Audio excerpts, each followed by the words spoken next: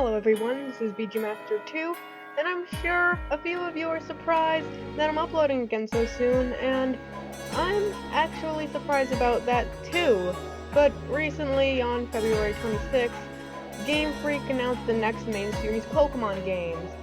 So I wanted to give you my opinions on that, and also give a little kind of rant, you could say.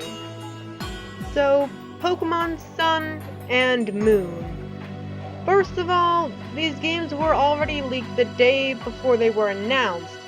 I didn't really like it then, and I can't say I like it any better now. I know these games are going to be great games, and I'm going to buy them, and I'm going to love them. But as of now, I just can't get behind the name. I mean, we went from Omega Ruby and Alpha Sapphire to Sun and Moon. Come on, Game Freak. You gotta do a little bit better than that. Whether or not this is Gen 7 or a Gen 6.5 isn't confirmed.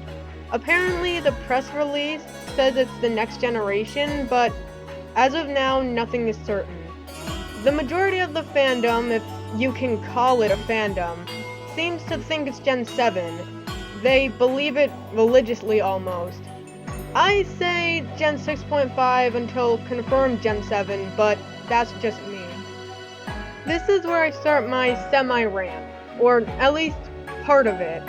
So during the hiatus of 2015, and even earlier this year, Game Freak announced quite a few things. One of them was a whopping 4 forms of Zygarde. Then it was a possibly Mega Evolution for Greninja that may or may not be anime exclusive.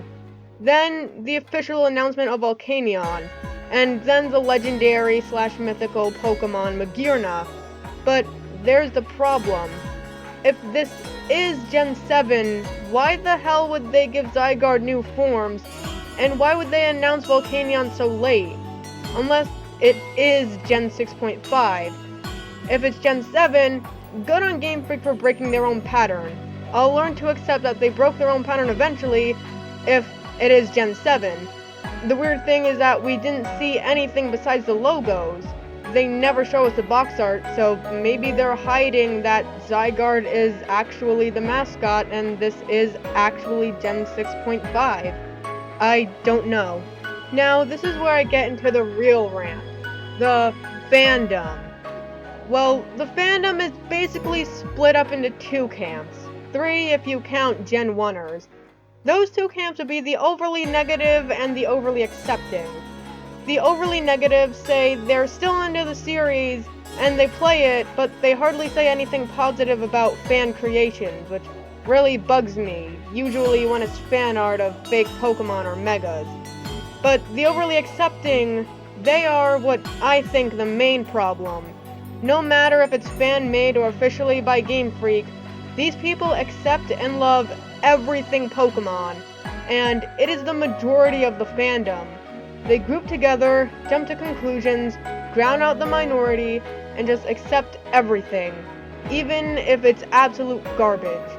The worst I can say about anything Pokemon is that something is interesting. You know the Ash Greninja I mentioned before? That thing is ugly, at least I thought so.